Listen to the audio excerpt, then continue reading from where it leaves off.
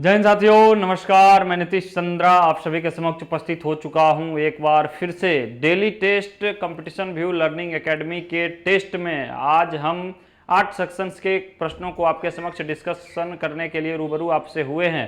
तो आज का हमारा पहला जो क्वेश्चन है 21 नंबर क्वेश्चन कि महावीर का जन्म किस क्षत्रिय गोत्र में हुआ था। हमने कई बार आप लोगों को ऑफलाइन में भी बतलाया है कि महावीर और बुद्ध में आपको अक्सर डाउट रहता होगा। तो हमने आपको अमेरिका के एक राष्ट्रपति का नाम बताया था, बुश। बुश यहाँ हो गया आपको जॉर्ज बुश साहब, यानी यहाँ बुश हो गया बुद्ध। और बुद्ध किस कुल के थे? तो स से हो गया शाक्य कुल के, यानी महात्मा बुद्ध किस कुल के थे? तो शाक्य कुल के थे। अब आपको पूछा जा रहा है महावीर का, तो महावीर के बारे में याद रखिएगा कि ये ज्ञात्रिक कुल के थे, जिसको यहाँ जानत्रिक लिख दिया गया। इसको क्या याद रखिएगा? ज्ञात्रिक कुल के थे। कौन? तो महावीर स्वामी। और जैन धर्म के 24वें तथा अंतिम तीर्थंकर हुए महावीर स्वामी। जैन धर्म में 24 तीर्थंकर हुए थे। जैन धर्म के संस्थापक ऋषभदेव थे। 24वें तथा अंतिम तीर्थंकर महावीर स्वामी हुए। इनके माता पिता, इनकी माता त्रिशला तथा इनके पिता सिद्धार्थ 23वें तीर्थंकर पार्श्वनाथ के अनुयायी थे। और पार्श्वनाथ का जो प्रतीक चिन्ह था वह सर्प था, तथा महावीर स्वामी का जो प्रतीक चिन्ह था वह सिंह था। तो ये किस धर्म के थे? ज्ञात्रिक कुल के थे महावीर स्वामी। कौन? महावीर स्वामी। और 24वें तीर्थंकर थे किस धर्म के? तो जैन धर्म के। जैन धर्म के 24वें तीर्थंकर थे। और महात्मा बुद्ध बौद्ध धर्म के संस्थापक थे, शाक्य कुल के थे। अगले क्वेश्चन लिच्छवी के बारे में याद रखिएगा। तो इनकी माता जो थी महावीर स्वामी की माता त्रिशला, वो लिच्छवी की ही थी, लिच्छवी कुल की, लिच्छवी राजवंश की ही थी। लिच्छवी राजा चेटक की बहन थी वो। चलिए अगला क्वेश्चन हम लोग देखते हैं कि निम्नलिखित में से किस स्रोत में उल्लिखित है कि प्राचीन भारत में दासता नहीं थी। दासता मतलब दासत्व, यानी कि दास नहीं थे। इस बात का जिक्र किया है सेल्यूकस निकेटर के राजदूत मेगास्थनीज, जिसने इंडिका नामक ग्रंथ की रचना की थी। इंडिका में ही मेगास्थनीज ने लिखा था कि भारत में दास प्रथा नहीं पाई जाती है, जबकि अन्य स्रोतों को आप देखेंगे तो अन्य स्रोतों के अनुसार भारत में दासता थी।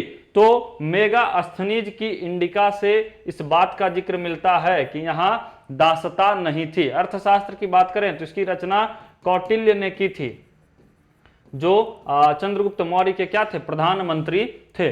मुद्रा राक्षस की रचना विशाख दत्त ने की थी। बार बार आपको यह क्वेश्चन पूछा जाता है, मुद्रा राक्षस के लेखक कौन? तो विशाख दत्त थे।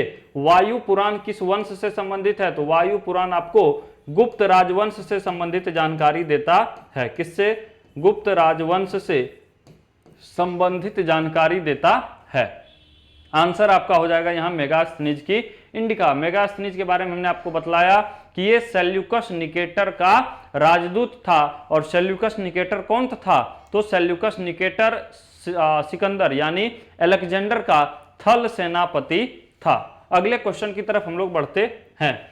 कुषाण काल में सबसे अधिक विकास किस क्षेत्र में हुआ था? कुषाण काल की अगर बात करें तो कुषाण आपको गुप्तोत्तर काल का एक राजवंश था। और कुषाण काल में सबसे अधिक विकास के नजरिए से अगर हम देखें तो यहां आपको वास्तुकला का खूब विकास हुआ था। वास्तुकला के क्षेत्र में सबसे प्रमुख जो उदाहरण है वो पेशावर में 638 फुट ऊंची एक बौद्ध मंदिर जो लकड़ी से बना हुआ है और 13 मंजिला है। ठीक है, लकड़ी से निर्मित 13 मंजिला बौद्ध मंदिर का प्रमाण मिलता है, जो कि कुषाण कालीन वास्तुकला का प्रसिद्ध उदाहरण है। इसके अलावा भी कई नए नए नगर कुषाण राजवंश के काल में बसाए गए। कुषाणों का सबसे प्रसिद्ध शासक कनिष्क था। और कनिष्क के समय में ही आपको चौथी बौद्ध संगीति का आयोजन किया गया था कश्मीर के कुंडल वन में। ठीक है, धर्म के क्षेत्र में बात करें तो कुषाण शासक आपको बौद्ध धर्म की ओर झुकाव रखते थे। और कला के क्षेत्र में मूर्ति कला, वास्तुकला इत्यादि का खूब विकास हुआ। इसमें वास्तुकला आपका बेस्ट आंसर हो जाएगा। कुषाण काल में ही आपको 2 कलाएं विकसित हुई, एक थी गांधार कला और एक मथुरा कला। ठीक है, गांधार कला और मथुरा कला। गांधार कला को ही हम लोग इंडो ग्रीक शैली भी कहते हैं, गांधार कला को ही हम लोग इंडो ग्रीक शैली भी कहते हैं। महात्मा बुद्ध की जो पहली मूर्ति बनाई गई थी वह मथुरा शैली में ही लाल बलुआ पत्थर का प्रयोग करके बनाया गया था, और गांधार शैली में जो महात्मा बुद्ध की मूर्ति बनाई गई उसमें महात्मा बुद्ध की तुलना यूनानी देवता अपोलो से की गई है, और इसमें काले बलुआ पत्थर का उपयोग हुआ है। यहां आपका आंसर हो जाएगा वास्तुकला। अगला क्वेश्चन हम लोग देखें। अगला क्वेश्चन है आपका 24 नंबर, निम्न में से किस शासक ने सर्वप्रथम जजिया कर समाप्त किया था? तो जजिया कर था क्या? जजिया कर जिम्मी से लिया जाता था, और जिम्मी उसे कहते थे जो सैनिक सेवा नहीं देते थे। तो सैनिक सेवा नहीं देने वालों से यानी जिम्मी से जजिया कर लिया जाता था, और जजिया कर किससे? तो जिम्मी से लिया जाता था। जिम्मी कौन? तो जो सैनिक सेवा नहीं देता था, सैनिक सेवा नहीं देते थे। इसमें बच्चे, बूढ़े, महिलाएं और ब्राह्मण 4 लोगों को इस कैटेगरी से छूट, इसमें छूट थी। किसको किसको? तो बूढ़े, बच्चे, महिला व आपका ब्राह्मण, ठीक है।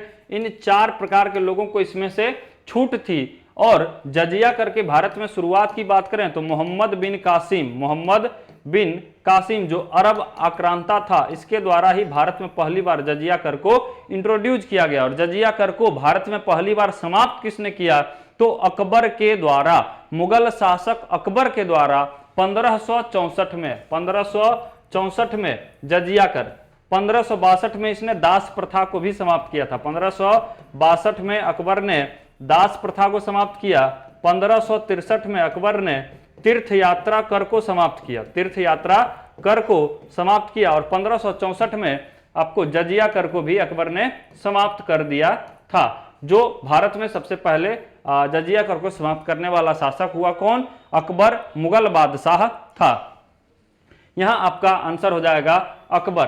तो अब बाद के समय में सबसे पहले मोहम्मद बिन कासिम ने लगाया, इसको पहली बार खत्म किया अकबर ने। बाद के समय में इसमें आपको फिरोज शाह तुगलक जब दिल्ली सल्तनत का शासक था, जिसको दिल्ली सल्तनत का अकबर भी कहते हैं, एल्फिंस्टन ने फिरोज शाह तुगलक को दिल्ली सल्तनत का अकबर कहा है।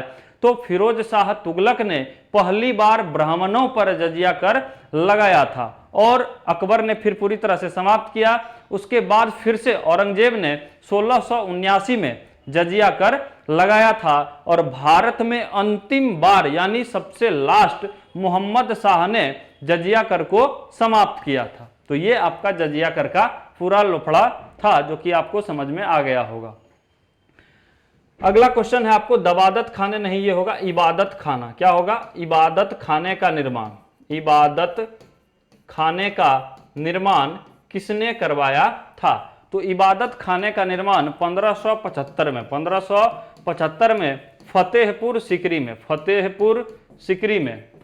सिकरी में अकबर के द्वारा करवाया गया था। और इबादत खाना में क्या होता था?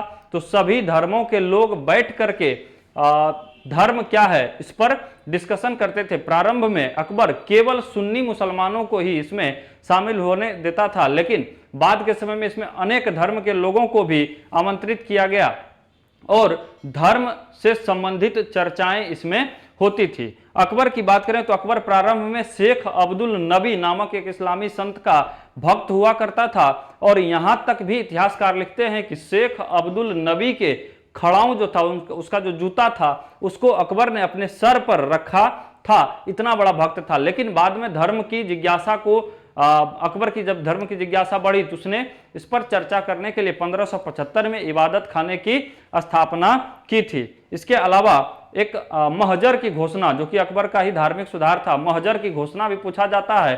तो महजर की घोषणा 1579 में की थी अकबर ने, और फिर दीन इलाही धर्म की शुरुआत कब की थी? तो 1582 में। इन सब चीजों को आप याद रखेंगे। औरंगजेब आपको अंतिम पूर्ववर्ती मुगल शासक था। अलाउद्दीन खिलजी दिल्ली सल्तनत में खिलजी वंश का शासक था, और फिरोज शाह तुगलक वंश का शासक था। इसे दिल्ली सल्तनत का अकबर भी कहते हैं। अगला क्वेश्चन, किस सिख गुरु को अकबर ने 500 बीघा जमीन दिया था? यह क्वेश्चन आपको थोड़ा सा पूछा गया है, तो आप इसको अगर इसका आंसर करने चलेंगे तो इसका आंसर आपको रामदास हो जाएगा। दरअसल अकबर ने जो जमीन दिया था 500 बीघा दान में, वो बीबी भानी को दिया था। किसको? बीबी भानी को दिया था। और ये अमरदास की पुत्री थी, सिखों के तीसरे गुरु अमरदास की पुत्री थी। कौन? तो बीबी भानी अमरदास की पुत्री थी। और अमरदास क्या थे? तो तीसरे सिख गुरु थे। इन्हीं को बीबी भानी को अकबर ने यह जमीन 500 बीघा दान में दिया था। और बीबी भानी का विवाह बाद में जो हुआ वह रामदास से हो गया। बीबी भानी का विवाह किससे हुआ था? रामदास से हुआ था। यानी सिखों के चौथे गुरु रामदास जो थे वह तीसरे गुरु अमरदास के दामाद थे। तो इसलिए बीबी भानी को जमीन मिला, यानी वो रामदास को ही मिला। एक प्रकार से रामदास ने उस जमीन पर अमृतसर सरोवर की और स्वर्ण मंदिर का निर्माण करवाया था। तो इस प्रकार से आपका यहां आंसर क्या हो जाएगा कि अकबर ने बीबी भानी अर्थात रामदास को 500 बीघा जमीन दिया और रामदास ने उस पर क्या किया? अमृतसर शहर बसाया और अमृतसर सरोवर बना करके स्वर्ण मंदिर का निर्माण भी करवाया। आपको पता है कि सिख धर्म में कुल 10 गुरु हुए। पहले गुरु हुए गुरु नानक देव, दूसरे हुए अंगद देव, तीसरे अमरदास, चौथा रामदास, पांचवा अर्जुन देव, छठा हरगोविंद, सातवां हरराय, आठवां हरकिशन, नौवां तेग बहादुर और 10वां आपके गुरु गोविंद सिंह हुए। तो यहां आपके अर्जुन देव विकल्प में है, ये 5वें गुरु हुए। इनका लफड़ा किससे हुआ था? तो जहांगीर से हुआ था। हर राय आपका 7वां गुरु हुआ, हर राय 7वां सिख गुरु हुआ। तेग बहादुर 9वें सिख गुरु हुए। इनको औरंगजेब ने क्या किया था? मृत्युदंड की सजा दिया था। अगले क्वेश्चन की तरफ बढ़ते हैं। सहायक संधि को किसके काल में क्रियान्वित किया गया था? सहायक संधि क्या था?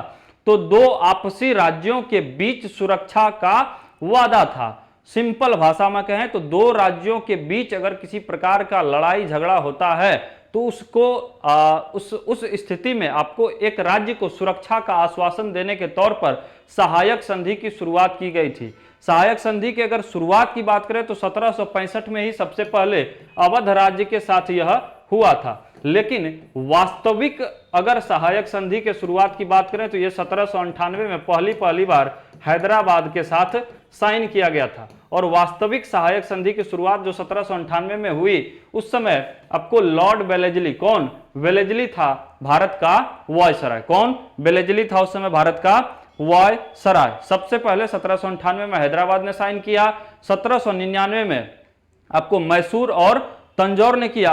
1801 में अवध ने, पेशवा 1802 में, 1803 में भोंसले और 1804 में सिंधिया ने सहायक संधि पर हस्ताक्षर किया था। लॉर्ड ऑकलैंड की बात करें तो इसके समय में प्रथम आंग्ल अफगान युद्ध हुआ था 1839 से 1842 के बीच। 1839 से 1842 के बीच प्रथम आंग्ल अफगान युद्ध हुआ था। जॉन शोर हस्तक्षेप की नीति जॉन शोर ने अपनाई थी और अंग्रेज और निजाम और मराठा के बीच खुर्दा की लड़ाई 1795 में, खुर्दा की लड़ाई इसी के समय में हुआ था। खुर्दा की लड़ाई 1795 में किसके किसके बीच? तो निजाम, ये कहां का शासक था?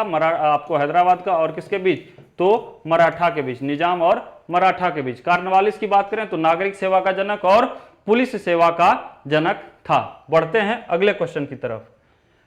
अवध के एका आंदोलन का उद्देश्य क्या था? एका आंदोलन का उद्देश्य था कि जोत की जो भूमि थी किसानों की, उस पर किसानों का दखल नहीं होता था। तो जोत की भूमि पर दखल का अधिकार नहीं होने के कारण 1921-22 में मदारी पासी के नेतृत्व में 1921-22 में मदारी पासी के नेतृत्व में अवध के किसानों ने, कहां के किसानों ने? अवध के किसानों ने क्या किया? तो एक आंदोलन शुरू किया जिसको हम लोग एका आंदोलन कहते हैं। तो सरकार को लगान देना बंद कर दिया था। इस आंदोलन में क्या हुआ था? सरकार को लगान देना बंद कर दिया गया था। आपका आंसर क्या हो जाएगा?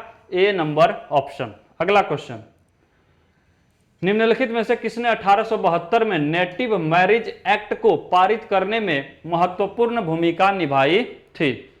नेटिव मैरिज एक्ट की बात करें तो यह 18 जुलाई 1872 को यह लागू हुआ था। और उस समय भारत का जो वायसराय था वह आपको लॉर्ड नॉर्थब्रुक था। कौन था? नॉर्थब्रुक था, नॉर्थब्रुक। ब्रुक था। और इस नेटिव मैरिज एक्ट में यह प्रावधान था कि किसी भी बालिका का, किसी भी लड़की का विवाह 14 वर्ष से कम की अवस्था में नहीं हो सकता है। और यदि ऐसा कोई विवाह होता है तो फिर यदि आपको एक पक्ष ईसाई है तो फिर यह विवाह स्वीकृत होगा। तो इसके पारित करने में महत्वपूर्ण भूमिका केशव चंद्र सेन ने निभाई थी। किसने? केशव चंद्र सेन ने निभाई थी। इन्होंने ब्रह्म समाज की स्थापना में, इसके अलावा आपको प्रार्थना समाज की स्थापना में भी अपना योगदान इन्होंने दिया था। ईश्वर चंद्र विद्यासागर, इनके प्रयास से विधवा पुनर्विवाह की शुरुआत लॉर्ड कैनिंग के समय में हुआ था। अगला क्वेश्चन हम लोग देखते हैं, गांधी के नाम के पहले महात्मा जोड़ा गया कब? तो चंपारण सत्याग्रह के सफल नेतृत्व के पश्चात रविंद्रनाथ टैगोर के द्वारा। किसके द्वारा? रविंद्रनाथ टैगोर के द्वारा। रविंद्रनाथ टैगोर के द्वारा महात्मा गांधी को महात्मा की उपाधि, गांधी जी को महात्मा की उपाधि दी गई थी। कब? चंपारण सत्याग्रह के दौरान। और चंपारण सत्याग्रह कब हुआ था? तो 1917 में हुआ था। रॉलेट एक्ट कब? 1919। रॉलेट एक्ट कब? 1919। 1919 में भारतीय राष्ट्रीय कांग्रेस के अमृतसर अधिवेशन में अध्यक्ष कौन थे? मोतीलाल नेहरू। मोतीलाल नेहरू। खिलाफत आंदोलन की शुरुआत कब? तो यह भी आपको 1919। चलिए अगला क्वेश्चन हम लोग देखते हैं, गीता रहस्य नामक ग्रंथ किसके द्वारा लिखा गया है? गीता रहस्य पुस्तक की रचना बाल गंगाधर तिलक के द्वारा। किसके द्वारा? बाल गंगाधर तिलक के द्वारा की गई थी। महात्मा गांधी के द्वारा द एक्सपेरिमेंट विथ ट्रूथ, सत्य के प्रयोग तथा हिंद स्वराज इनकी प्रसिद्ध रचना है। विनोबा भावे के बारे में याद रखिएगा, इन्होंने आपको गीता पर एक पुस्तक विनोबा भावे के द्वारा लिखा गया है, गीता प्रवचन करके। क्या? गीता प्रवचन करके इन्होंने एक पुस्तक लिखा है। विनोबा भावे ने ही आपको 1975 के आपातकाल को अनुशासन पर्व कहकर संबोधित किया था। गोपाल कृष्ण गोखले, इन्होंने हितवाद नामक समाचार पत्र, जो साप्ताहिक समाचार पत्र था, की शुरुआत की थी। यह महात्मा गांधी के राजनीतिक गुरु थे। अगला क्वेश्चन है कि सूर्य का आकार पृथ्वी से कितना गुना बड़ा है?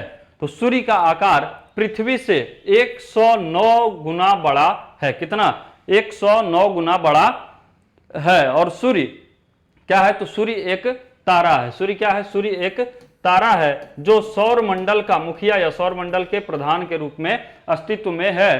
पूरी दुनिया को ऊर्जा देने का काम करता है। कौन? सूर्य।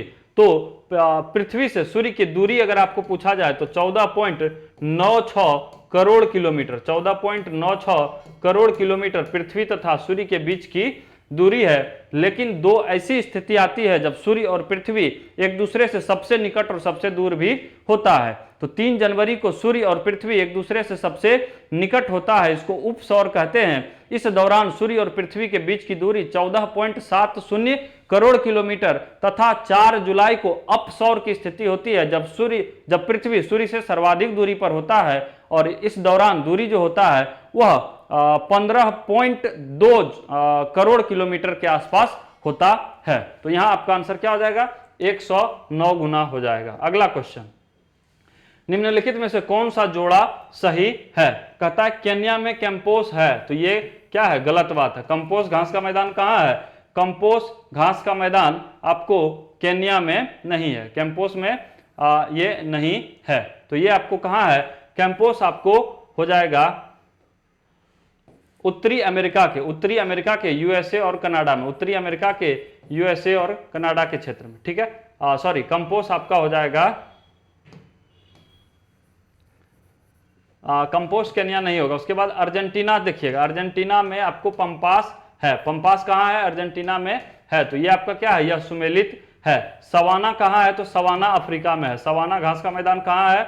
सवाना अफ्रीका में है। और निकोसिया कोई घास का मैदान है नहीं। चलिए अगला क्वेश्चन हम लोग देखते हैं। स्वेज नहर जिनको जोड़ती है वे है।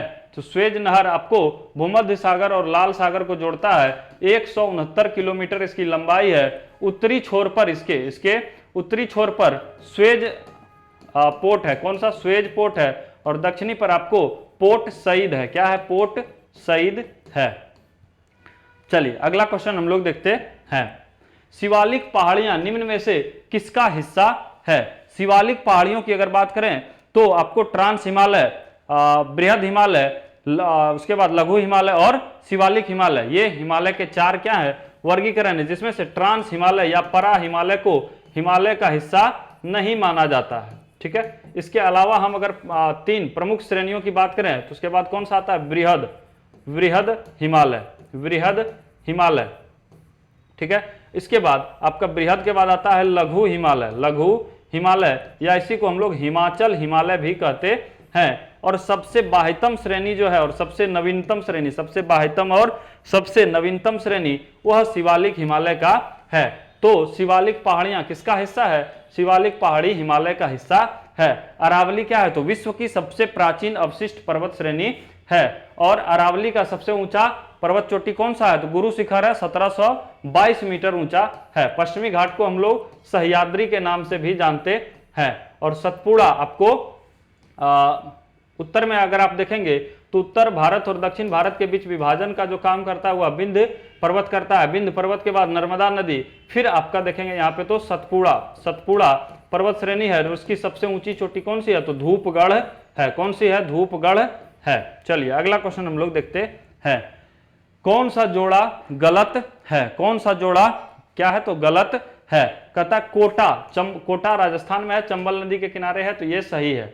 भुवनेश्वर महानदी के किनारे है, तो ये गलत बात है। भुवनेश्वर शहर उड़ीसा में जरूर है, महानदी उड़ीसा में जरूर बहती है, लेकिन भुवनेश्वर शहर आपको महानदी के किनारे नहीं है। ये एक छोटी सी नदी है, दया नदी। कौन सी नदी, दया नदी के किनारे पड़ता है। जबलपुर नर्मदा के किनारे है, सूरत ताप्ती के किनारे है, तो सभी सही है।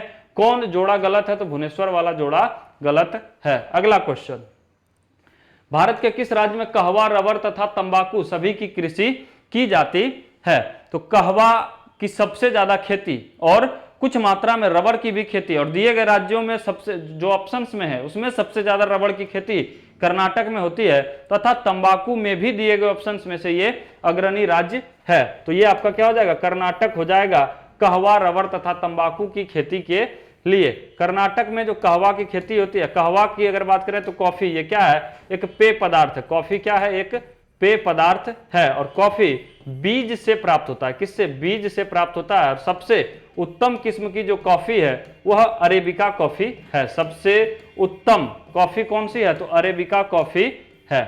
अगला, इसके अलावा एक रोबस्टा कॉफी भी होता है, रोबस्टा, अरेबिका, रोबस्टा, ये सब क्या है, कॉफी के किस्म है। अगला क्वेश्चन, भारत के प्रथम परमाणु रिएक्टर का नाम क्या है, ये आपको सर साइंस वाले आएंगे बता देंगे। चलिए अगला क्वेश्चन देखते हैं।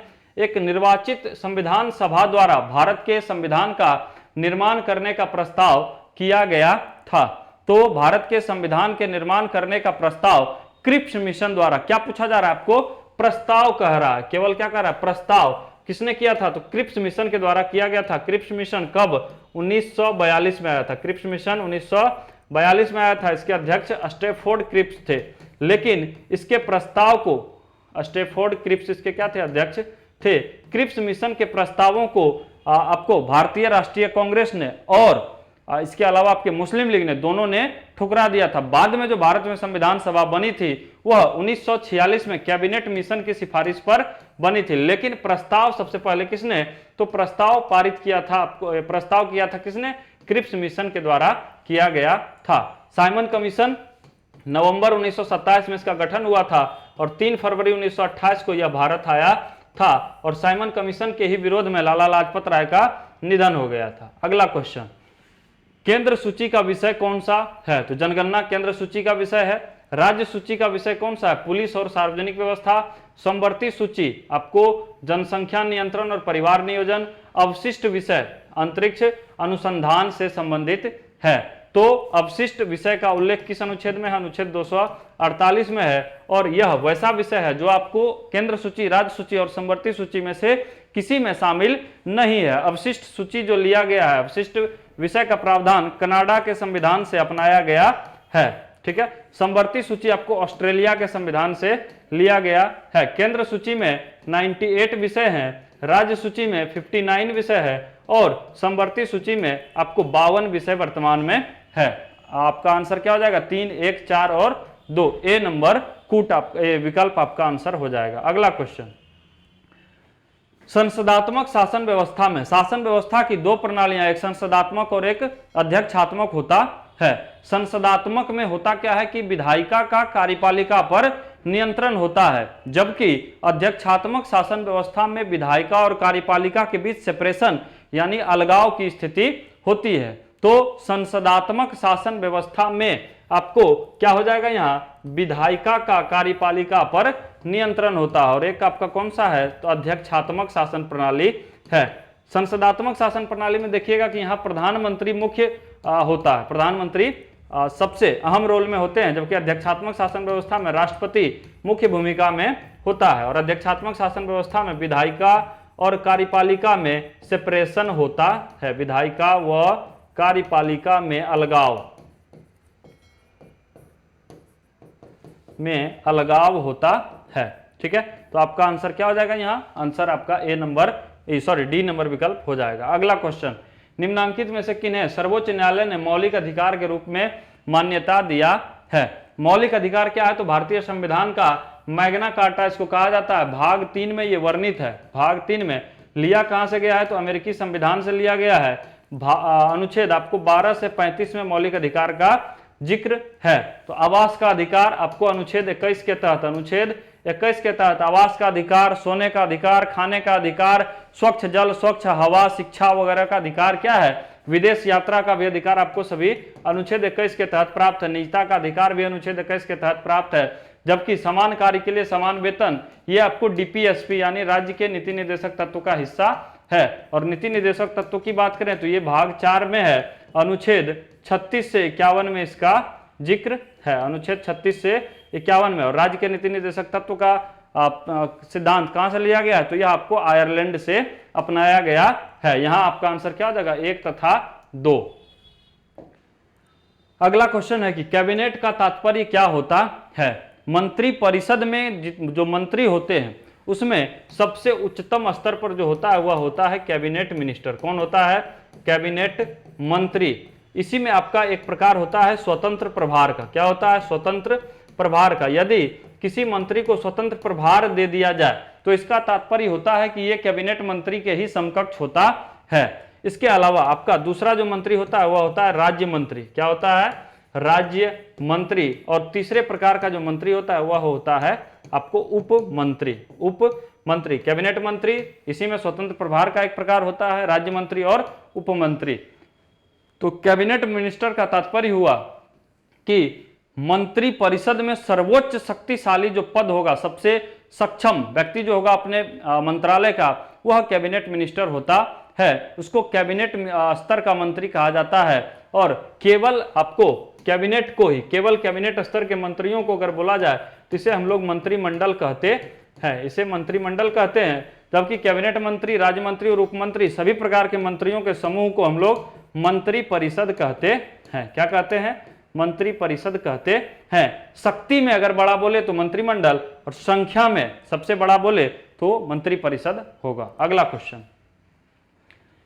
सिविल अधिकार संरक्षण अधिनियम 1955 के अंतर्गत अपराध का विचारण किस न्यायालय द्वारा किया जाता है। सिविल अधिकार संरक्षण अधिनियम 1955 की अगर बात करें तो इस अधिनियम का नाम था अस्पृश्यता निवारण अपराध अधिनियम। ठीक है, तो इस अधिनियम को कब बनाया गया था, यह अधिनियम 1955 में क्रियान्वित हुआ था। बाद में चूंकि इसमें अस्पृश्यता वर्ड, छुआछूत वर्ड लगा हुआ था, इसलिए अस्पृश्यता को मिटाने के लिए अगर अस्पृश्यता वर्ड का यूज किया जाए तो फिर इसके लिए क्या किया गया कि उस नाम को बदलने के लिए इसे कर दिया गया नागरिक अधिकार संरक्षण अधिनियम। नागरिक अधिकार संरक्षण अधिनियम इसका नाम कर दिया गया। और ये नाम, इसमें परिवर्तन यानी अस्पृश्यता निवारण अधिनियम में संशोधन कब किया गया, तो यह अधिनियम आपको 1976 में संशोधित हुआ। कब, 1976 में संशोधित हुआ। और इस पर अगर कोई विचार करेगा तो प्रथम श्रेणी का न्यायिक मजिस्ट्रेट जो होगा वही विचार कर सकता है। कौन, प्रथम श्रेणी का न्यायिक मजिस्ट्रेट ही कर सकता है। भारतीय संविधान में अस्पृश्यता निवारण या अस्पृश्यता के प्रतिषेध का उल्लेख किस अनुच्छेद में है, तो अनुच्छेद 17 में है। किसमें, अनुच्छेद 17 में है। अगला क्वेश्चन, भारत में किस प्रकार के रासायनिक उर्वरक की खपत सर्वाधिक है? तो नाइट्रोजनी उर्वरक जो होगा वो आपको सबसे ज्यादा खपत होता है।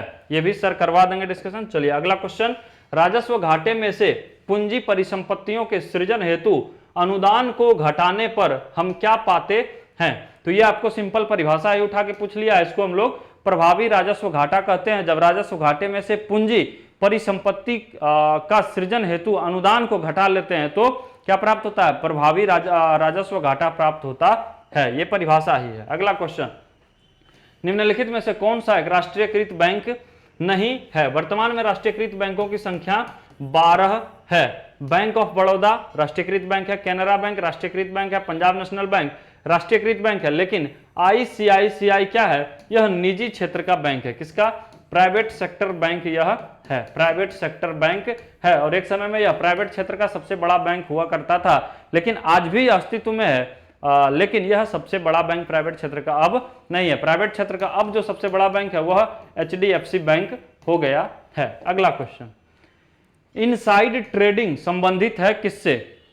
इनसाइड ट्रेडिंग जो है वह शेयर मार्केट से, शेयर बाजार से संबंधित है। इनसाइड ट्रेडिंग का क्या मतलब होता है? तो इनसाइड ट्रेडिंग का मतलब होता है non public material information, non public material information, यानी शेयर मार्केट के किसी स्टॉक के संदर्भ में जो वैसी बातें जो पब्लिक के बीच नहीं जानी चाहिए, वैसी बातों को लीक करके अगर ट्रेडिंग किया जाए, अगर स्टॉक खरीदा जाए या बेचा जाए, तो ऐसे ट्रेडिंग को हम लोग क्या बोलते हैं? इनसाइड ट्रेडिंग बोलते हैं। यह वैध भी हो सकता है, अवैध भी हो सकता है। यह क्या होता है आपको? इनसाइड ट्रेडिंग शेयर बाजार से संबंधित होता है। अगला क्वेश्चन, सार्वजनिक वितरण प्रणाली का लक्ष्य क्या है? सार्वजनिक वितरण प्रणाली यानी पीडीएस, अगर इसके शुरुआत की बात करें तो यह आपको भारत की आजादी के बाद से ही 1947 से ही भारत में लागू है। बाद में लक्षित सार्वजनिक वितरण प्रणाली करके शुरुआत इसकी फिर से की गई थी, लक्षित सार्वजनिक वितरण प्रणाली की। तो लक्षित सार्वजनिक वितरण प्रणाली के शुरुआत की बात करें तो यह आपको 1997 में शुरू किया गया था। यहां आपका आंसर क्या हो जाएगा? गरीबों को खाद्य सुरक्षा उपलब्ध करवाने हेतु सार्वजनिक वितरण प्रणाली की शुरुआत की गई थी। इसके तहत व्यक्ति को क्या मिलता है? गेहूं, चावल, चीनी वगैरह क्या मिलता है? सस्ते दामों पर मिलता है। अगला क्वेश्चन है, विदेशी व्यापार का भुगतान संबंधित है। विदेशी व्यापार का भुगतान संबंधित है किससे? तो ये आपको भुगतान संतुलन से संबंधित है। किससे? भुगतान संतुलन से संबंधित है। तो ये आपके आर्ट्स के जो मेरे क्वेश्चंस थे 30 के करीब, इन प्रश्नों को हमने डिस्कस किया। अभी जस्ट इसी वीडियो में बने रहिएगा। साइंस के सर आएंगे और आपको शशांक शेखर सर आपको साइंस के 20 प्रश्नों का डिस्कशन करवाएंगे।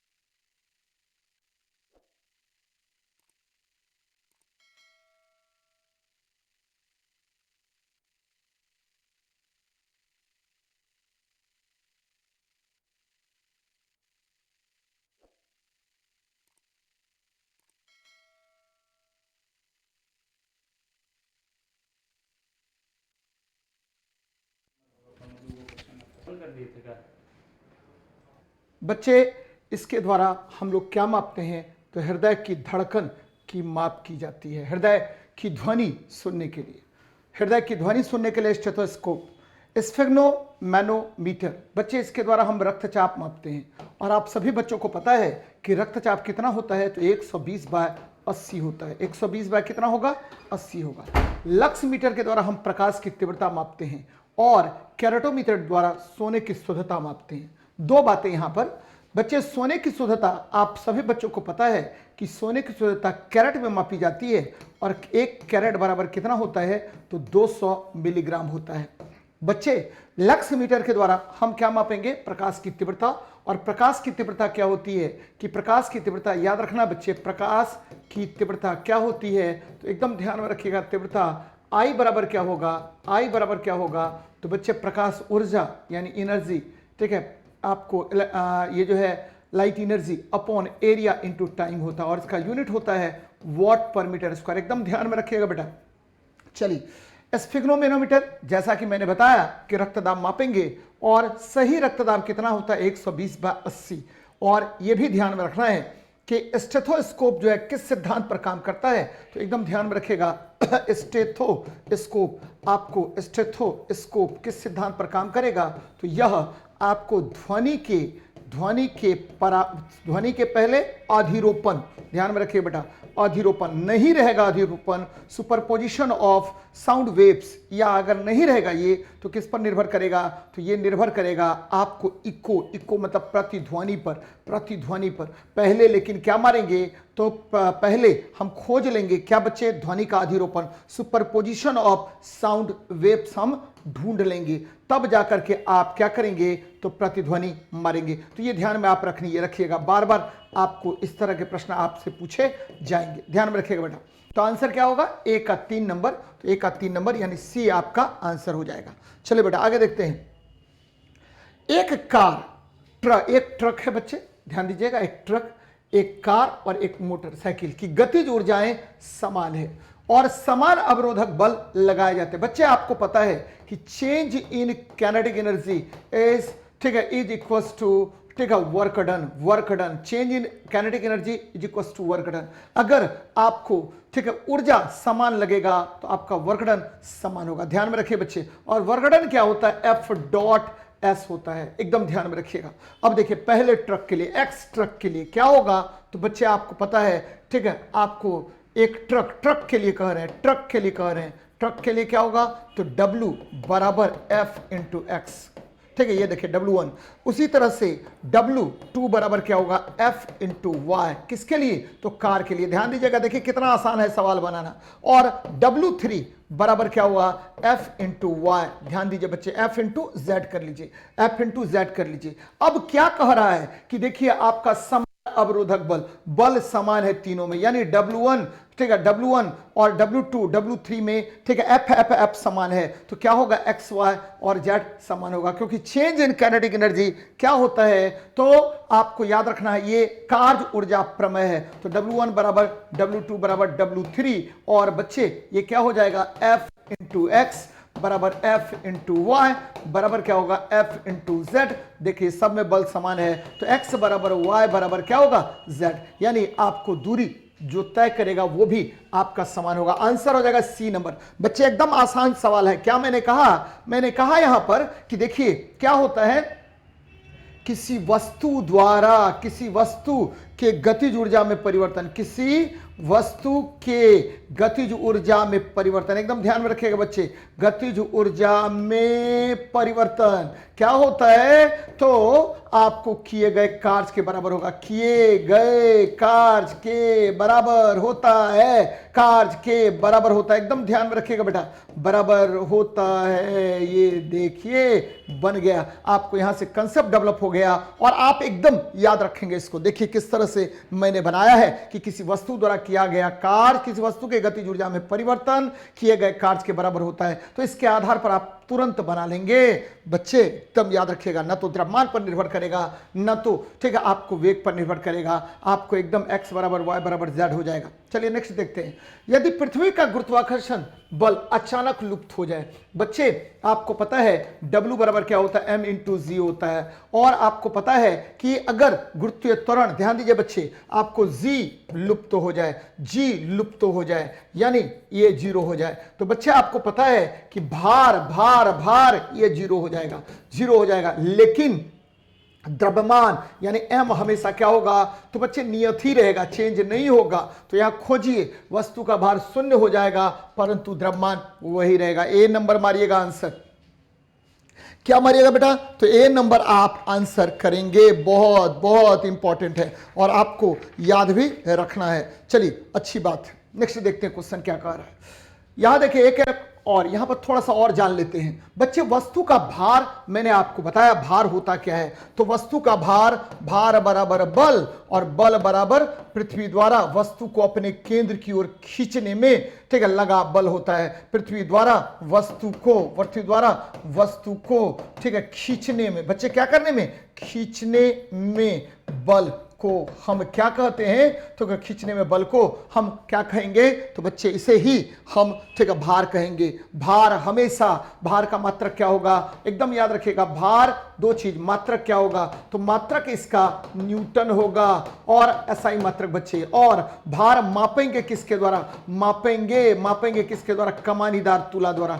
कमानीदार तुला, स्प्रिंग बैलेंस बोलते बेटा, कमानीदार तुला के द्वारा भार को मापा जाता है। तो याद रखना है, एकदम आसान सवाल है। चलिए नेक्स्ट देखते हैं।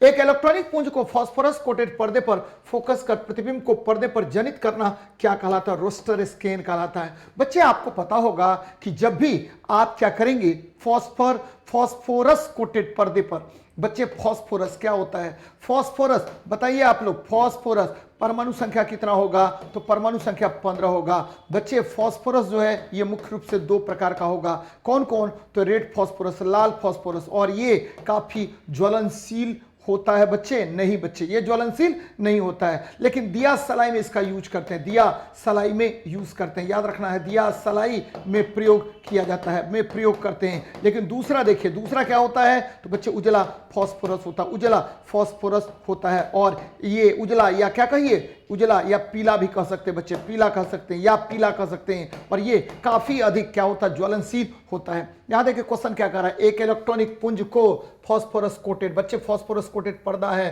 पर फोकस कर प्रतिबिंब को पर्दे पर जनित किया जाता है और ऐसे स्कैन को हम क्या कहते हैं? तो रोस्टर स्कैन कहा जाता है। एकदम ध्यान में रखिएगा, ये मूविंग होता है बच्चे रोस्टर, और वो क्या करता है? फोकसित करके आपको इमेज का फॉर्मेशन, ठीक है, आपको किस पर? फास्फोरस कोटेड पर्दे पर करेगा बच्चे। तो ये ध्यान में रखिएगा। चलिए नीचे दिए गए कथनों पर विचार कीजिए। जाड़ों में पहनने के लिए हम सफेद कपड़ों को वरीयता देते हैं। बच्चे ये कहां से अच्छी बात है? बच्चे सफेद कपड़ा जो है, ठीक है, जाड़े में क्या करेगा? सभी प्रकाश की किरणों को परावर्तित कर देगा और ठंडा ज्यादा लगेगा, इसीलिए नहीं करेंगे बच्चे। काले कपड़े का प्रयोग करेंगे। काले कपड़े हम लोग क्या करते हैं? काला कपड़ा ठंडा में पहनेंगे, क्योंकि वह, ठीक है, आपको क्या करेगा? अधिक से अधिक प्रकाश की किरणों को, अधिक से अधिक सूर्य के प्रकाश की किरणों को अवशोषित करेगा और आपको कैसा महसूस होगा? तो गर्मी का अनुभव होगा बच्चे। तो ये गलत हो गया, सफेद नहीं काला पहनेंगे, ये अच्छी बात है। सफेद कपड़ा उष्मा के अच्छे परावर्ती होते, ये सही है। तो कथन आपका सही है, कारण गलत है बच्चे। कथन आपका गलत है, कारण सही है। याद रखना है, मैंने अभी तुरंत बताया कि उजला वस्तु सभी प्रकाश की किरणों को जो उस पर पड़ेगा उसको परावर्तित करेगा। तो ए भ्रामक है किंतु आर सत्य है। आंसर हो जाएगा डी नंबर। क्या होगा? ए भ्रामक है, भ्रामक मतलब क्या होगा? गलत है। और आपको सही कौन होगा? तो आर सत्य होगा। चलिए नेक्स्ट देखते हैं। एक तार, क्या यहां से कंसेप्ट सीखे बेटा? कंसेप्ट क्या सीखे? तो सफेद वस्तु, एकदम ध्यान में रखिएगा, सफेद वस्तु, ठीक है, आपको क्या होगा? सभी प्रकाश की किरणों को परावर्तित करता है। सभी प्रकाश की किरणों का परावर्ती होता है, कि किरणों का परावर्ती होता है, इसीलिए उजला दिखता है बच्चे। किरणों का परावर्ती होता है। और एक और क्या सीखा? परावर्ती होता है। और एक क्या सीखे बच्चे? एक सीखे कि काली वस्तु, कौन वस्तु? काली वस्तु सभी प्रकाश की किरणों को अवशोषित करता है बच्चे। सभी प्रकाश की किरणों को अवशोषित करेगा। प्रकाश की किरणों को अवशोषित करता है, एकदम ध्यान में रखिएगा, किरणों को अवशोषित करता है, एब्जॉर्ब करता है बच्चे, अवशोषित करता है। याद रखना बच्चे, बहुत इंपॉर्टेंट कंसेप्ट है, ये दोनों ध्यान रखेंगे, क्वेश्चन कभी गलत नहीं होगा। नेक्स्ट देखते हैं। एक तार में बहती विद्युत धारा एवं विभवांतर प्रत्येक को दोगुना बढ़ा दिया जाता है। विद्युत शक्ति क्या होता है बच्चे? विद्युत शक्ति P बराबर V इंटू आई होता है। कह रहा है कि आपको विभवांतर को भी डबल कर दिया, नया पावर P1 बराबर क्या होगा? 2v into 2i। बच्चे आर भी आई हो गया, भी आई बराबर क्या हुआ, पी हो गया, यानी 4 गुना बढ़ जाएगा। कितना गुना बढ़ेगा, 4 गुना बढ़ जाएगी। आंसर हो जाएगा क्या, ये देखिए, ठीक है, आपको बी नंबर होगा। पावर पी बराबर क्या होता है बच्चे, भी इंटू आई होता है। पावर पी बराबर भी स्क्वायर बटा आर होता है। पावर पी बराबर क्या होगा, तो बच्चे आई स्क्वायर आर भी होता है, ये ध्यान में रखिएगा। पावर बराबर वर्क अपॉन टाइम होता है। शक्ति का सही मात्रक क्या होगा, तो वॉट होता है, वॉट होता है, एकदम ध्यान में रखिएगा, वॉट होता है या जूल पर सेकेंड होता है। नेक्स्ट देखते हैं बेटा, निम्नलिखित में से कौन सा तत्व परमाणु ईंधन की श्रेणी में नहीं आता है, तो बच्चे कैडमियम नहीं आएगा, प्लूटोनियम, थोरियम, यूरेनियम आएगा, कैडमियम नहीं आएगा। बच्चे कैडमियम क्या होता है, कैडमियम क्या होता है, आप सभी बच्चों को पता होगा कि बोरोन और कैडमियम का उपयोग नियंत्रक छड़ में करते हैं। बोरोन और कैडमियम का उपयोग नियंत्रक छड़ में किया जाता है बच्चे, नियंत्रक छड़ में करते हैं। नाभिकीय रिएक्टर में नियंत्रक छड़ के रूप में इसका उपयोग करेंगे। नाभिकीय रिएक्टर में ठीक है, नियंत्रक छड़ में उपयोग किया जाता है, एकदम ध्यान में रखिएगा, उपयोग करते हैं। और यह भी ध्यान में रखिएगा, थोरियम जो है इसकी परमाणु संख्या 90 होती है। बच्चे भारत विश्व का 20% थोरियम का उत्पादन करता है। बच्चे यूरेनियम क्या हो गया, आपको द्रव्यमान संख्या 235, यूरेनियम 235 का उपयोग नाभिकीय रिएक्टर में ईंधन में करते हैं। नाभिकीय रिएक्टर में ईंधन में किया जाता है, एकदम याद रखिए बच्चे, रिएक्टर में ईंधन में किया जाता है, ईंधन में करते हैं, बहुत इंपॉर्टेंट है। और प्लूटोनियम, बच्चे प्लूटोनियम की परमाणु संख्या Pu बराबर क्या होता है, 239 होता है। और ध्यान में रखिएगा यह भी नाभिकीय रिएक्टर में उपयोगी होता है, तो बहुत बहुत इंपॉर्टेंट है। चलिए नेक्स्ट देखते हैं बच्चे, निम्नलिखित में से किसी जल निकाय में घनत्व प्रवणता को, ठीक है, किसके द्वारा दर्शाते हैं। तो आपको क्या कह रहा है, किसी जल निकाय में घनत्व प्रवणता को किसके द्वारा दर्शाएंगे। अच्छा क्वेश्चन है बच्चे, तो क्या होगा, तो पिक्नोक्लाइन के द्वारा दर्शाते हैं बच्चे, जल निकाय में घनत्व प्रवणता, याद रखिएगा। और ये क्या होगा, जल निकाय में आपको किसको, तो बच्चे ये जो है आपको हेलोक्लाइन है बच्चे, यानी यह जो है लवणता को दर्शाएगा, लवणता की प्रवणता को दर्शाता है बच्चे। ये जो है ध्यान में रखिएगा, आपको पिक्नोक्लाइन जो है, आपको पता है, मैंने कई बार बताया है, पिक्नोमीटर द्वारा सीधे वस्तु का घनत्व मापते हैं, सीधे वस्तु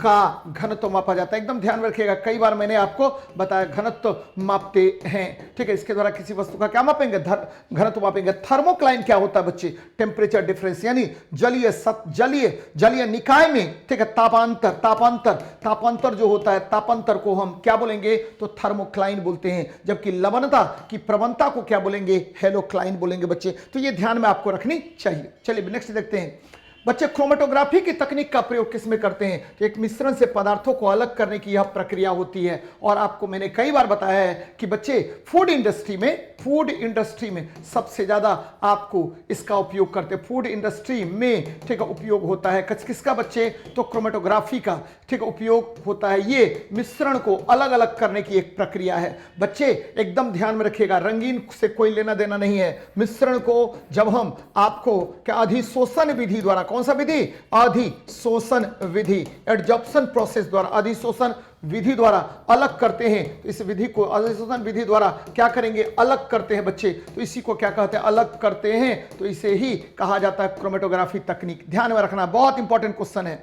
चलिए नेक्स्ट देखिए, पीतल निम्न में से किसका मिश्र धातु है बच्चे, आपको पता है कॉपर और जिंक से क्या बन गया, पीतल 70% और 30% होता है, 70% 30%। चलिए कांसा, कॉपर और टीना का मिश्र धातु होता है बच्चे। सोल्डर किसका होता है, तो सोल्डर जो है आपको क्या होगा, पीबी और एसएन का होगा। लेड और टीना का मिश्र धातु होगा बच्चे, आपको पता है अच्छे तरीके से, क्या पता है, गन मेटल किसका मिश्र धातु होगा, गन मेटल, ध्यान में रखिएगा, गन मेटल जो है वह CuZnSn का मिश्र धातु होगा बच्चे। आपको पता है जर्मन सिल्वर किसका होगा, तो जर्मन सिल्वर किसका मिश्र धातु होगा, तो जर्मन सिल्वर होता है ठीक है, Cu plus Zn plus Ni, Cu plus Zn plus Ni का मिश्र धातु होता है। नेक्स्ट देखिए बेटा, निम्नलिखित में से कौन सी गैस पीने के पानी को शुद्ध करने के लिए उपयोगी होता है? क्लोरीन। बच्चे आपको पता है बच्चे, कार्बन डाइऑक्साइड अगर जल में मिला देते हैं, जल है H2O और इसमें कार्बन डाइऑक्साइड मिला दीजिए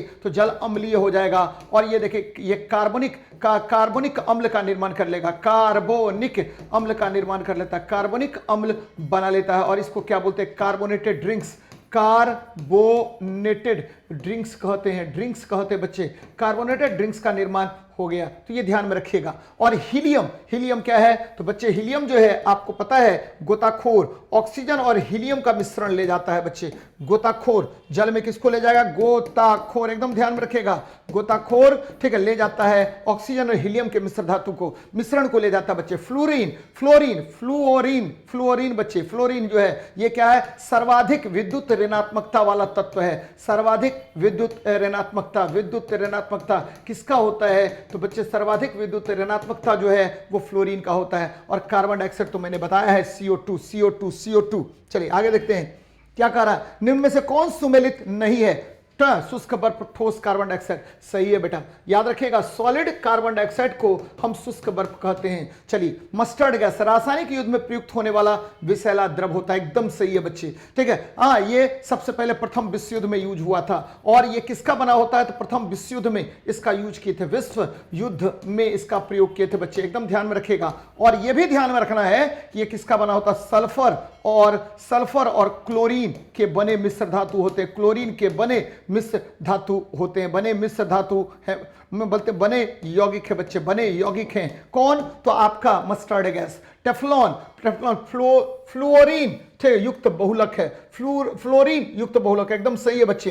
टेफ्लॉन कार्बन टेट्राफ्लोराइड CF2 और N का बना हुआ क्या होता है बच्चे? तो ये होता है, ध्यान में रखिएगा, ये क्या होगा? तो ये है आपको बहुलक है, पॉलीमर है। और इसका उपयोग हम लोग किसमें करते हैं? तो नॉन स्टिक कुकवेयर में करते हैं, नॉन स्टिक कुकवेयर में करते हैं बच्चे, कुकवेयर में इसका उपयोग किया जाता है। और फ्लोरीन का युक्त कार्बनिक यौगिक नहीं है फुलरीन। फुलरीन क्या होता है? तो कार्बन 60 होता है, कार्बन 60 होता है, कार्बन 60 होता है, ध्यान में रखिएगा। फ्लोरीन क्या होगा? फ्लोरीन के फ्लूओरीन क्या होता है? तो फुलरीन क्या होता है? तो ये कार्बन 60 होता है, यानी कार्बन के 60 C60 का बना हुआ होता है बच्चे। तो ध्यान में रखिएगा, फुलरीन गलत हो गया आपका।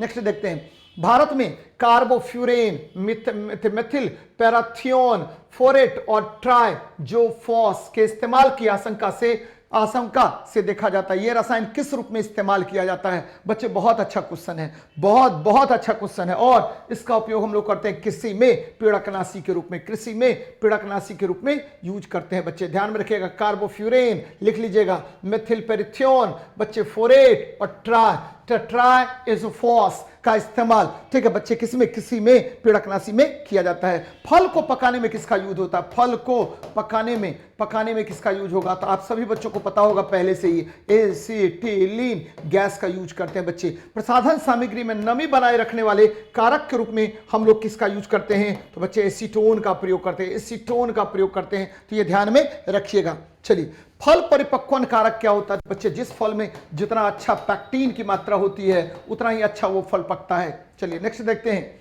अमीबा विभंजन द्वारा जनन करता है। विभंजन बच्चे आपको पता है कि अमीबा जो है प्रोटोजोआ है। अमीबा बच्चे एकदम ध्यान में रखिएगा, अमीबा क्या है? तो प्रोटोजोआ है। और ये भी आपको बच्चे पता है आसानी से, अच्छे तरीके से कि अमीबा जो है, ठीक है, अमीबा जो है कुटपाद के माध्यम से संचालन करता है, कुटपाद के माध्यम से यह गमन करेगा। और अमीबा जो है ये क्या होता है? इसका बाइनरी फिशन होता है, बाइनरी फिशन होता है, फिशन होता है बच्चे, यानी यह दो भागों में क्या होता है? यह अमीबा है दो भागों में टूट जाता है। सभी एक कोशिकीय जीव अलैंगिक विधियों द्वारा जनन करते हैं। ये तो पक्का सही है, विभंजन भी सही है बच्चे, ए और आर दोनों सही है और ये सही व्याख्या भी कर रहा है बच्चे। तो 14 का क्या होना चाहिए? 14 का ए नंबर आंसर होनी चाहिए बच्चे, ए नंबर आंसर होनी चाहिए। तो एकदम ध्यान में रखिएगा। चलिए, निम्नलिखित में से कौन सा लक्षण हृदयाघात से संबंधित नहीं है? सीने में दर्द है बच्चे, एकदम दर्द हो गया सीना में, तो ये क्या होगा, आपको पहला सूचक है, प्रथम सूचक है, प्रथम सूचक है। और बाएं भाग में दर्द होता है बच्चे, प्रथम सूचक आपका हार्ट अटैक होने की। बाह में दर्द एवं झंझनाहट, मैंने क्या कहा कि आपको बाएं बाह में अगर दर्द और झंझनाहट होगा तो इसका मतलब है आपको, ठीक है, जो है प्रथम हार्ट अटैक की संभावना है। पसीना और जी मचलाना ये भी कारक है। टांगों में दर्द, इसका कोई मतलब नहीं होता है, किससे, तो बच्चे आपके, ठीक है, आपके हृदय आघात से इसका कोई मतलब नहीं होता है। तो एकदम ध्यान में रखिएगा। आगे बढ़ते हैं। निम्नलिखित में किस उपकरण द्वारा रक्तचाप मापते हैं, अभी तुरंत बता चुके हैं बच्चे, ठीक है, स्फिग्नोमेनोमीटर द्वारा, मल्टीमीटर के द्वारा। मल्टीमीटर को हम भौम कहते हैं बच्चे। इसके द्वारा क्या मापते हैं, तो विद्युत धारा, ध्यान में रखिएगा, इलेक्ट्रिक करंट, फिर क्या, विद्युत धारा मापेंगे, फिर क्या मापेंगे, तो बच्चे विद्युत धारा मापेंगे, फिर क्या मापेंगे, तो आपको विभवांतर मापेंगे, फिर क्या मापेंगे, तो बच्चे प्रतिरोध मापेंगे, प्रतिरोध मापते हैं, प्रतिरोध मापते हैं, सब कुछ की माप की जाती है इसके द्वारा, इसको भौम कहते हैं। चलिए, हाइड्रोमीटर के द्वारा हम क्या मापेंगे, घनत्व मापते हैं, घनत्व मापते हैं। और बच्चे सैलाइनोमीटर के द्वारा हम क्या मापेंगे, तो लवणता मापते हैं, लवणता मापते हैं। तो ये ध्यान में रखिएगा, बार बार इस तरह का प्रश्न आपसे पूछेगा। नेक्स्ट देखिए, दुग्ध प्रोटीन को पचाने वाला एंजाइम कौन है, रेनिन है बच्चे। और दुग्ध प्रोटीन जो है रेनिन, आपको पता है दुग्ध में क्या होता है, कैसीन प्रोटीन होता है, कैसीन होता है, और इसको पचाने का काम रेनिन करेगा। और ये क्या बना लेगा, पैराकैसिनेट, पैराकैसिनेट का निर्माण कर लेगा बच्चे, कैसिनेट का निर्माण कर लेता है, ध्यान में रखिएगा। पेप्सिन प्रोटीन का पाचन करता है, पेप्सिन प्रोटीन का पाचन करता है। ट्रिप्सिन भी आपको क्या करता है, तो बच्चे ट्रिप्सिन भी क्या करेगा, प्रोटीन का पाचन करता है। और इरिप्सिन बच्चे, ये भी क्या करेगा, प्रोटीन का ही पाचन करता है। तो ये ध्यान में रखिएगा, बार बार इस तरह का प्रश्न आपसे पूछेगा बच्चे, तो याद रखना है, बार बार आपसे पूछेगा। चलिए नेक्स्ट देखते हैं। वृक्क से मूत्र की मात्रा का नियंत्रण कौन करता है, एडीएच करता है बच्चे। ADH anti diuretic hormone, anti diuretic hormone, diuretic hormone करता है, ड्यूरेटिक हार्मोन करता है। और ये एंटी ड्यूरेटिक हार्मोन आपको एकदम पता होनी चाहिए बच्चे। इसी को, एंटी ड्यूरेटिक हार्मोन को ही वैसोप्रेसिन कहते हैं, वैसोप्रेसिन कहते हैं बच्चे। और ये किससे स्रावित होता है, तो यह आपको पिट्यूटरी ग्लैंड के पश्च भाग से, यानी पीयूष ग्रंथि के पश्च भाग से यह स्रावित होता है। पीयूष ग्रंथि के पश्च भाग से, पीयूष ग्रंथि के पश्च भाग से स्रावित होता, पश्च भाग से स्रावित होता है। एकदम ध्यान में रखिएगा, स्रावित होता है कहां से, तो पीयूष ग्रंथि के पश्च भाग से स्रावित होता है। एसीटीएच एड्रीनोकॉर्टिकोट्रोपिक हार्मोन है बच्चे, एड्रीनोकॉर्टिकोट्रोपिक हार्मोन है, कॉर्टिकोट्रोपिक हार्मोन होता है कौन, तो बच्चे आपका, ठीक है, एसीटीएच होता है। और याद रखिएगा, यह जो हार्मोन है यह पीयूष ग्रंथि के अग्रभाग से सेक्रेट होता है। और यह जो है आपको नियंत्रित करता है एड्रिनल ग्लैंड को, एड्रिनल ग्लैंड को नियंत्रित करता है बच्चे, ठीक है। TSH thyroid stimulating hormone, thyroid gland को ये क्या करेगा, नियंत्रित करेगा, थायराइड ग्लैंड को नियंत्रित करता है। और एफएसएच फॉलिकल स्टिमुलेटिंग हार्मोन है, और ये ओवरी को रिलेट करता है बच्चे, ओवरी को क्या करेगा, इंसिस्ट करेगा, और वहां से ओवा का सिक्रेशन होता है बच्चे। तो ये ध्यान में रखिएगा, बहुत बहुत इंपॉर्टेंट है। जितना भी हार्मोन है, चाहे टीएसएच हो, चाहे एफएसएच हो, चाहे एसीटीएच हो, ये सब पीयूष ग्रंथि के अग्रभाग से क्या होता है, तो स्रावित होता है। तो याद रखना है इसको। आगे देखते हैं, दिया गया है रुधिर कोशिकाएं बच्चे, रुधिर कोशिकाएं क्या होगा, तो कह रहा अपराध की जांच में डीएनए, कोई भी चीज लिए, रुधिर कोशिका, बाल रज्जु, अस्थित कोशिकाएं, लार सलाइवा, सबसे सबके द्वारा आपको क्या होगा, तो पता चलता है बच्चे, किसका, डीएनए परीक्षण में बच्चे। डीएनए परीक्षण, डीएनए परीक्षण की खोज किसने की थी, तो एलेक्स जेफरीज ने, एलेक्स जेफरीज ने। विश्व में किसने, तो एलेक्स जेफरीज ने किया था, विश्व में एलेक्स जेफरीज ने किया था, एलेक्स जेफरीज ने किया था। ध्यान में रखिएगा बेटा, जेफरीज नामक वैज्ञानिक ने किया था।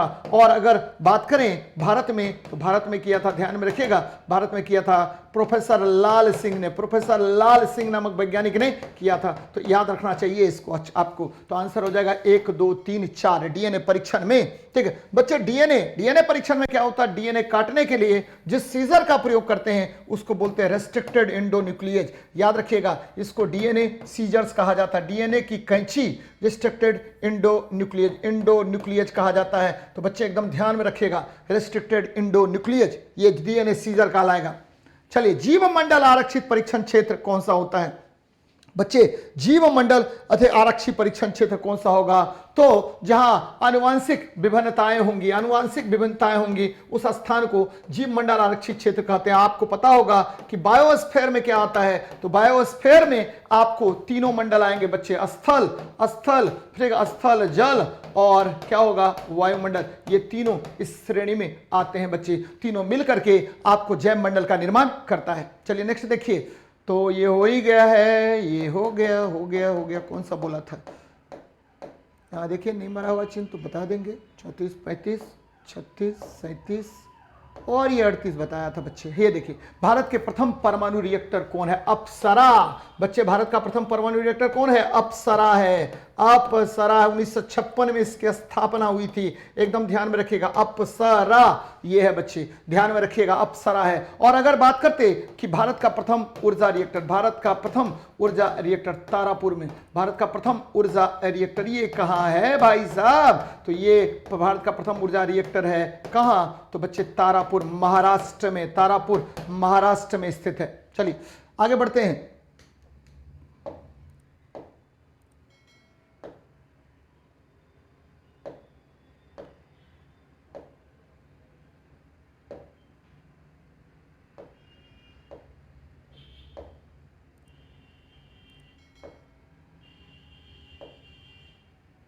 चलिए, तो ये आपका सेशन है बच्चे, मजेदार तरीके से आप लोग डिस्कस कीजिए। लगातार हम लोग जुड़े रहेंगे आप लोगों से, बस आपका समर्थन चाहिए। आप अगर समर्थन हमें करेंगे तो यकीन मानिए, दरोगा क्या बीपीएससी का तोड़ देंगे, फाड़ देंगे, एकदम पहुंच जाएंगे शिखर पर। मिलते हैं नेक्स्ट क्लास में। जय हिंद, जय भारत।